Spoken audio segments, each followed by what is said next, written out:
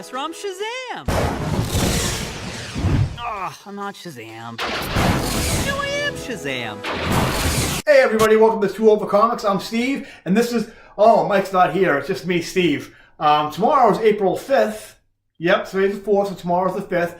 That means Warner Brothers is releasing their next big-budget superhero film from DC Universe, Shazam. Shazam's coming out tomorrow, and it's going to be Shazam Mania. So you might be thinking to yourself, oh my god, I really want to get into this character, but I have no idea how. I don't have time. It's 2019. I can't be going on Google looking up, like, Shazam comics, Captain Marvel comics. I can't be going into the library and going to the Wiz Comics archive. I need to know about this character, but I don't want to do the work. Well, guess what? Your old buddy Steve's going to do all the work for you. We're going to go into two different essential Captain Marvel Shazam reading materials that I think are essential to understanding the character Shazam, and are going to make you a big, huge Shazam fan that you know you want to be, because you don't want to be left behind when everybody else is talking about Zachary Levi of Chuck and Alvin the Chipmunks 2, the Squeakquel fame. He's going to blow the doors off everything and become a big star, and you're going to be left thinking like, oh my god, I should have been there for Ground Zero, but I wasn't there. If only I knew more about Shazam. But guess what? I'm going to tell you right now. So here we go. Two books that are really going to, like, you know, perk your interest, make your nipples hard for Shazam, all that kind of thing. You're going to be a big Shazam fan. One of them might be in the background. I don't know. It could be. But we're going to find out right now. Here we go. Shazam, essential reading material. Here we go. Now, before I get too much into this, you'll notice I might go back and forth between saying Shazam and Captain Marvel. Don't get confused. I'm not talking about the Brie Larson movie. So if you're thinking to yourself, Steve, why are you talking about Captain Marvel? We've already seen that movie. Move on. I don't want to know about Captain Marvel. I want to know about Shazam. Shazam's a character I want to know more about. I'm not talking about that character. The reason for that is because up until a couple of years ago, Shazam was actually called Captain Marvel. It's been about 10 years and I'm still getting used to it, but I've gone an entire lifetime calling him one thing, so it's a little difficult to transition. The reason for that was because before DC was publishing Shazam comics, he was actually published through Fawcett Comics, which was a competitive comic book company back in the 30s and 40s. They ended up going out of business. DC did a little bit of grave robbing and remembered the fact that the Captain Marvel book was selling more than Superman at one point and said, hey, we'll just take that. And so they started publishing Captain Marvel comics. I think it was through Wiz Comics or maybe Flash Comics, something like that. Or maybe that was the Fawcett imprint, I'm not sure. But either way, they started publishing Captain Marvel comics. Marvel in the 60s, or in the early 60s, ended up creating their own Captain Marvel character. And basically told DC, hey, we have a character called Captain Marvel, knock it off. You can't call we own the trademark or the copyright to this, the Captain Marvel name. DC obviously didn't take this, like, I don't know. They didn't like it. So basically what they did, they not only did they continue to publish Captain Marvel comics, they renamed the title, I think it was The Magic of Shazam. And, like, in parentheses to the first couple issues, it was, like, the real Captain Marvel, the true Captain Marvel, or, like, the first Captain Marvel, something like that. Kind of, like, as a little slight to Marvel. So, basically, the deal was they could keep on publishing Captain Marvel comics, but they couldn't call him Captain Marvel in the title. Like, they couldn't refer to the title as Captain Marvel. It had to be, like, Power of Shazam, Magic of Shazam, that kind of thing. So, they did that up until, like, 2011, 2012, where finally, after, like, all that bullshit, DC just decided, you know what, fuck it, we're just going to call him Shazam, enough of this crap. Everybody thinks his name is Shazam anyway. So that's the reason why, like, he's called Shazam and also Captain Marvel. And while I'll keep on doing that back and forth. So anyway, the other thing I was going to mention before I get into it is basically, if you've read comics for a long time, or if you're into the comics, or you're into the Captain Marvel character, or Shazam character, I should say, there's two different kinds of versions of them. There's the Fawcett City version and the pre-crisis version, I mean, post-crisis version. Those two things, it's really, I mean, I won't get too much into it because it's kind of dumb. It's just like one little tweak. The Fawcett City version is basically the original version, like, the Fawcett Comics version, the original old, like, 40s, 60s comics, Wiz Comics and all that stuff. And then there's the post-crisis, which is like the Shazam that everybody kind of knows today, that kind of continuity. what post-crisis is basically, I'll explain it really quick. We're talking about Shazam, not DC Comics. Is DC had been publishing comics since like the 30s, and so around the 80s, there was so many different stories, so much different continuity, because when people were writing these Superman stories, these Batman stories, all that stuff, no one thought comics were going to last, so they were just writing whatever the fuck they wanted and didn't care about continuity. But by the time, like, a half a century had gone by, a lot of these like stories didn't make sense.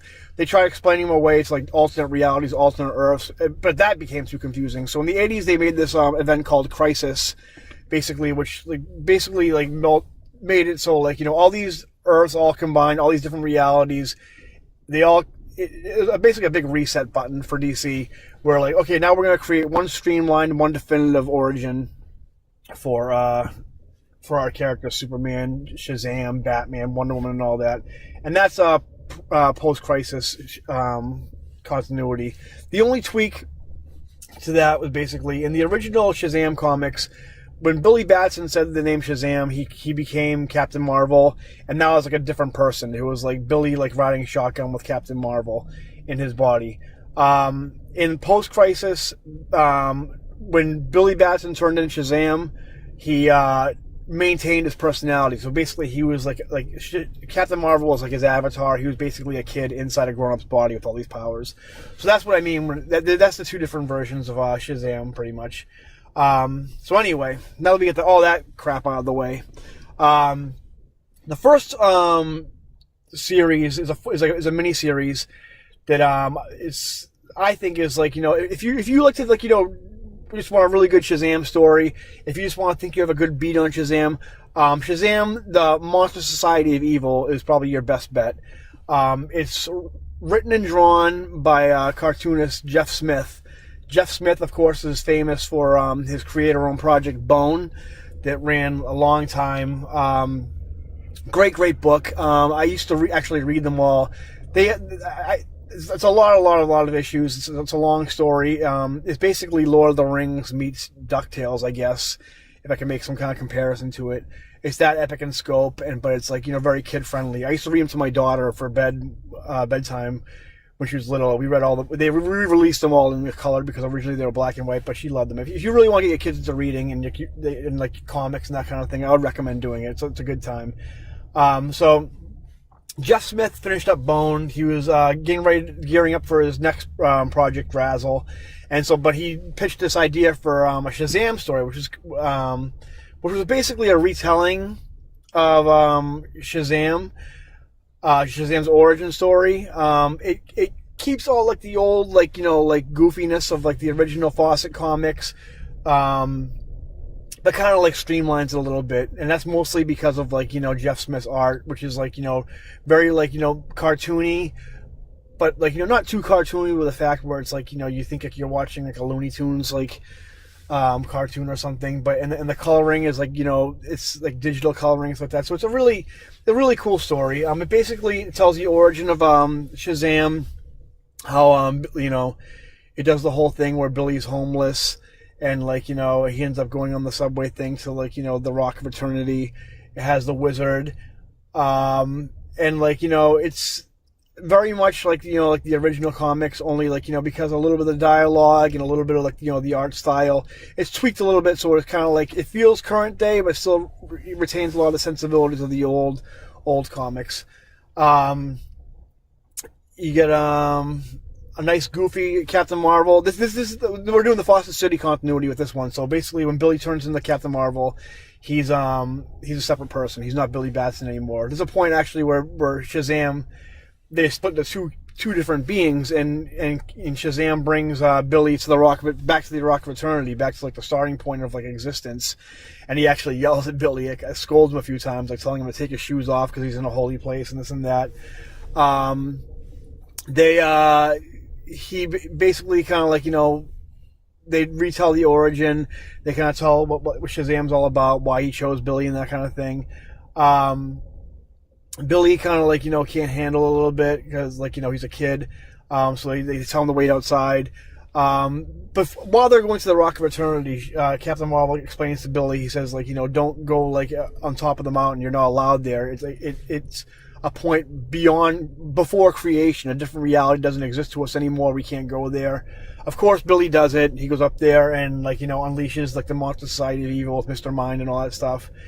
So we go back into, like, the real world where Billy is, like, he's still homeless, but he ends up unleashing the Monster Society of Evil. So you get these cool visuals of, like, like crocodile people, monster people, and it's really cool and fun. It's like,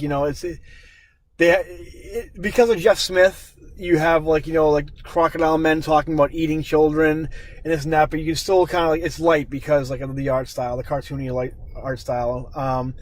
You get Dr. Savannah in there, who in this, like, there's different versions of Savannah. There's kind of like, the movie version we see right now where it's a little bit like, Lex Luthor meets Baron Zemo type, like, not Baron Zemo, Baron Stucker. He's kind of like a Bond villain almost with powers, but in this one, like, this variation of him, he's like a dwarf and, like, just like a, just a sleazeball weasel type character, which I like. He's about the same size as Billy Batson. And in this, like, because of Jeff Smith, like, Billy Batson looks like, he's like maybe 10 at the most. So you get, like, Savannah in that. Of course, he's like, an opportunist trying to, like, canoodle with, like, Mr. Mind. Mr. Mind brings these big, huge, like, destructor type, like, characters into this Fawcett City. The visuals are really great. The coloring's great, and the way Jeff Smith illustrates it is great. Mary Marvel's introduced. You get her in there, so they're a big part of, like, Captain Marvel, Shazam lore. So it was nice to see her in there. She looks about like 6 years old in it. And again, like, it's a really fun story. You get, like, a lot of, like, a throwback to the old stuff, but also it's kind of like a new updated take. By the end of the story, like, you have like Talkie the Tiger and all that stuff, Tawny the Tiger and all that kind of thing. And it's goofy, but at the end, by the end of the story, it's like a hero is born type story, and a legend, like, begins. It's a really fun story. I read it to my son when he was little. I think maybe like 4 or 5 years old. He loved it. It's a really good book. It's a really kind of like a definitive type, like, Shazam story. If, like, you want to, like, just feel like you have a beat on Shazam, I would definitely recommend Monster Society of Evil. Obviously everybody's digital comics now. I would get the hardcover. It comes with a book jacket. It turns into a really awesome poster. There's a 2-sided poster. It's great. There's some, word puzzles inside it. It's like that. It's a really cool. They have behind the scenes stuff. It's really worth that. I think it's probably only like $20, $30, something like that. So it's worth the buy.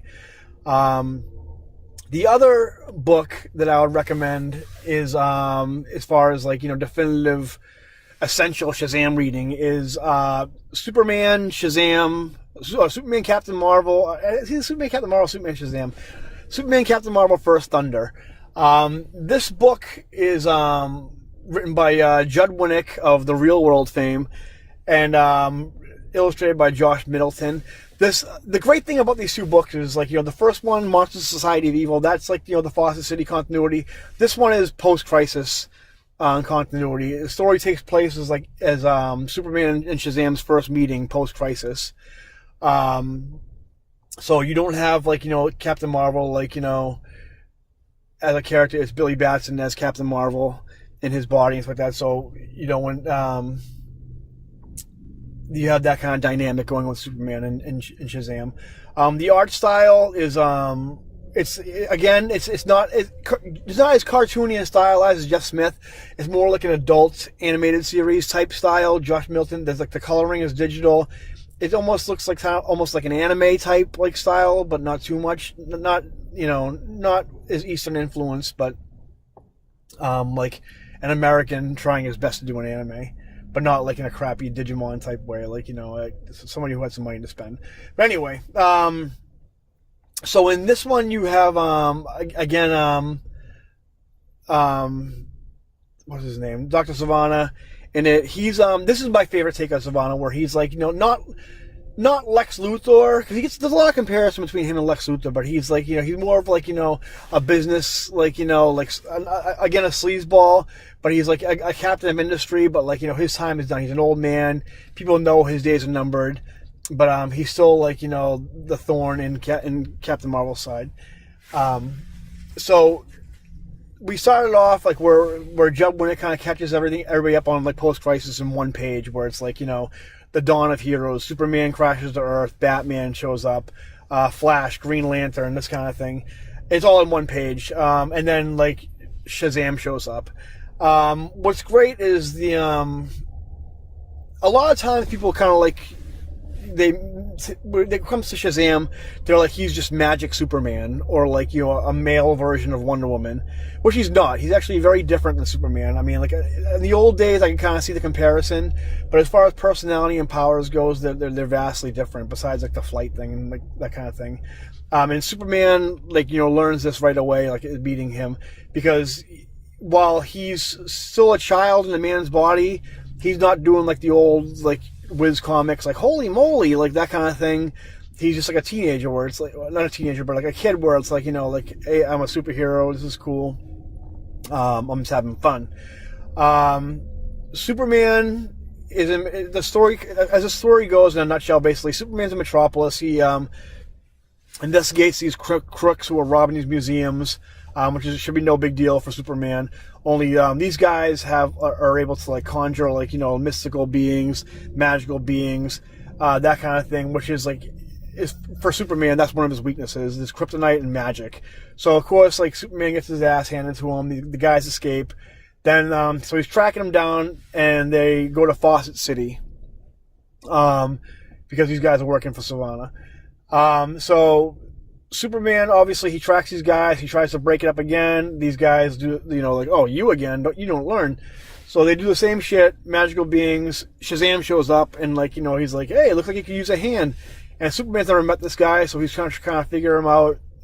Superman frees breaths like in one of the guys, and like Shazam's like, holy shit, like, you know, that's awesome. Like, and like he's kind of like geeking out over Superman, but this whole time being a competent superhero. There's one part where like they try to do this magic hex thing to Superman, which kind of got him all trapped up one point, and you know, Shazam kind of shrugs it off, and Superman's impressed with that. So you know, they break up the fight. The guys get away still, but Superman and Shazam have a kind of like a little like chat about like, you know, like do like an introductory chat. They're like, talking about each other's powers, and of course, like, you know, Billy's like geeking out over Superman. But even Superman's kind of geeking out over him, where he's like, you know, like, hey, you just like shook off those magical attacks, blah blah blah, and like, you know, and you know, Billy's like, you know, like, yeah, that's whatever. I mean, I would give that up in a second for like freeze breath, or like, you know, like telescopic, like, you know, vision, that kind of thing. And so he's like, well, how'd you even like beat these guys? And he's like, oh, I'm immune to magic and this kind of thing. Like, you know, I can figure this kind of stuff out. You know, wisdom of Solomon. And Superman's like, oh, you're a scholar. And he's like, no, I just, you know, I just know shit. And like he's like, well, how does that work? He's like, I don't know. This is the way it is. I say Shazam, and like, you know, I can do this shit. And Superman's like, oh, okay. And like, you know, so they're really kind of like, you know, like opening up to each other. Superman starts talking about his mother at one point, and then he kind of stops himself, and he's like, you know, because he's ever the professional, saying, I can't, like, you know, I don't know why I'm so comfortable talking to you, but like, you know, I can't like be like mixing like, you know, my personal life and my superhero life. And like Billy's like, yeah, I understand, like, you know, but he's like, but I'm really comfortable talking to you, I think we should team up again. And Billy's like, yeah, totally. I'm like, so it's really because they kind of see each other as equals, which is a really great dynamic between Superman and Shazam, which not a lot of people explore really. So they end up, you know, what do they do? They end up getting to the guys again. The guys robbing the place. They end up conjuring up, I think, Eclipso. Superman fights them. Of course, he's struggling because of the magic, and like, you know, they end up beating him. And then like, you know, Billy, of course, in the continuity, of course, he's still homeless. Like, Billy's always been kind of like, you know, like either homeless or a foster kid in a foster home. So he's with his buddy in, like, you know, the subway. Savannah hires some guy to find out who Shazam is, because he's like a tracker. So he ends up finding out who Billy is, finding out who Shazam is. So he's Billy Batson. And so they hire these like mercenaries to go like try to kill him. he turns into Shazam for like, and so he's like, I'm bulletproof, assholes. But they kill in the crossfire, end up killing his best friend. And so, Billy as Shazam reacts as any kid would. He ends up like, going to the police station, busting the guy up, saying, "Tell me who hired you." Like, finding out Savannah, going to Savannah, like threatening to kill him. And Superman finds out about this and is like, "Hey, buddy, like, you crossed the line. You can't be like breaking into police stations, this and that. Like, you can't be like breaking the law. This isn't how heroes act. There's a code you gotta live up to." And he sees that like, Captain Marvel's like crying. And he's like, "Whoa, what's going on?" And so he reveals to himself that he's just a kid, Billy Batson. Superman like confronts, actually has Shazam bring him to like the Rock of Eternity, confronts the Wizard. The Wizard's like, "Hey, who do you think you are?" Like, this is the path. This is like his destiny. Superman's like, "Who do you think you are?" He's just a kid, blah blah blah. And the Wizard Shazam kind of convinces him that yeah, I mean, there's a lot that's like to deal with as a kid, but perhaps you could use some guidance, from a fellow hero maybe. And so like, and so Superman kind of like takes that as like, yeah, you're right. I mean, like, and so he reveals his identity to Billy Batson, and I don't know. It's a really good, I mean, like it deals with adult themes. It has like, like his friend getting shot, and like it's grown up enough to like, I don't know. It's really just a really good story. If you like Shazam, if you want to like understand the character of Shazam, how he should act, how he's like a kid in an adult's body, how he's like can be relatable to young people, how he's like just trying his best. This is a really good, really good like series to get. Both these series, Monster Society of Evil, First Thunder, these are both like I think they're 4-issue series, and I think they're essential reading to Shazam. There's other stuff. I mean, there's like the Power of Shazam series written by Jerry Ordway, but it's a lot of that's just like if you have the time to read it, I mean, go for it. I guess I think it ran something like like 60 issues, something like that, a couple of years, I think 5 years, something like that. I tried reading it recently, maybe a year ago, and it's tough. It doesn't hold up as far as art or writing goes, so it's kind of a chore to get through. But if you really want to be like a hardcore, like Captain Marvel, buff, then I guess you can read it. The Wiz comic stuff, the stuff back in the day in the 30s and stuff like that kind of stuff isn't really that doesn't hold up at all. And, you don't really need it unless you like 30s comics, like 50s comics, that kind of thing. If that's like your thing, then yeah, check them out, I guess, for the novelty of it. But I mean, it's not really essential reading. Judd Winnick did another series called I think The Trials of Shazam, which got really into the Shazam lore, where he ends up him and his foster family end up combining into one Shazam, and becoming the new Shazam wizard and staying at the Rock of Eternity. It's really a lot of it got undone. A lot of people say the movie borrows a lot from Jeff Johns' Shazam series that he recently did.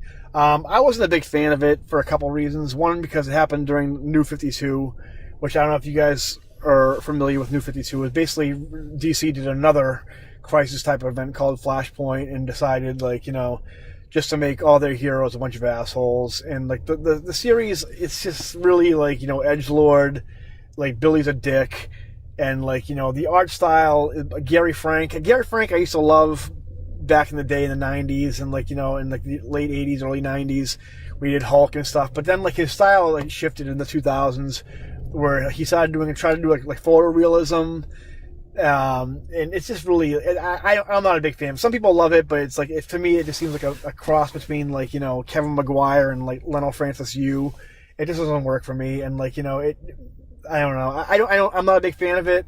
Some people liked it, some people didn't like. Some people did like it.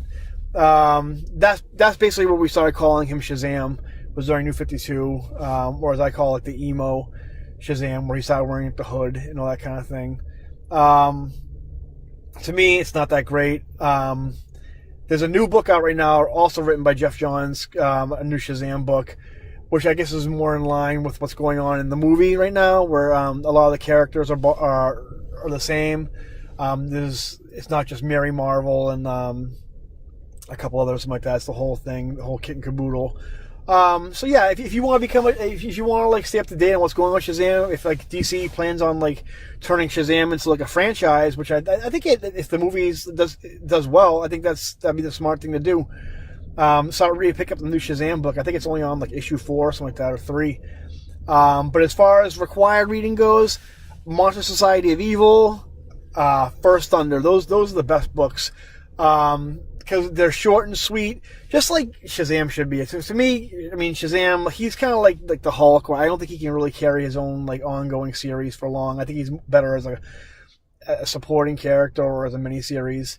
Some of his best appearances are in like things like Action Comics, where he helps Superman out with like these like this frog civilization where he uses like the power, like the wisdom of Solomon, that kind of all his gifts, like like to be like a peaceful ambassador for Earth and that kind of thing. Where it's a really good story by Joe Kelly, who was a really good writer. Another one is Kingdom Come, where he basically stops the war between like humans and between like the meta. As you write Kingdom Come is one of the best written like superhero comics ever. Like you have your Dark Knight Returns, your Watchmen, whatever. Kingdom Come, best superhero series ever. Like Mark Waid writes a perfect everybody.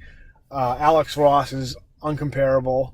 Just a great book. Shazam is yeah, you have to read it. Billy Batson is basically grown up. He's been controlled by Luther the entire time, and by the end of the story, he kind of breaks free and shows everybody what's up. There's that great iconic image of him standing over Superman. Check it out. So yeah, those are my recommendations as far as essential Captain Marvel reading, or I'm sorry, Shazam reading.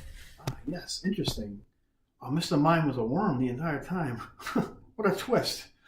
Oh, so there you have it, guys. Essential Shazam reading from your old buddies at Too Old for Comics. Now you can go into the movie theater, a big Shazam expert, waving around your big Shazam dick in the movie theater saying, guys, of course Shazam is awesome. I've known since the beginning, but secretly it's because we told you guys all the cool juicy details about Shazam and how cool he is and how awesome he is. And now you can be an expert and impress all the chicks because all the girls love a guy who can, wax philosophical about Shazam.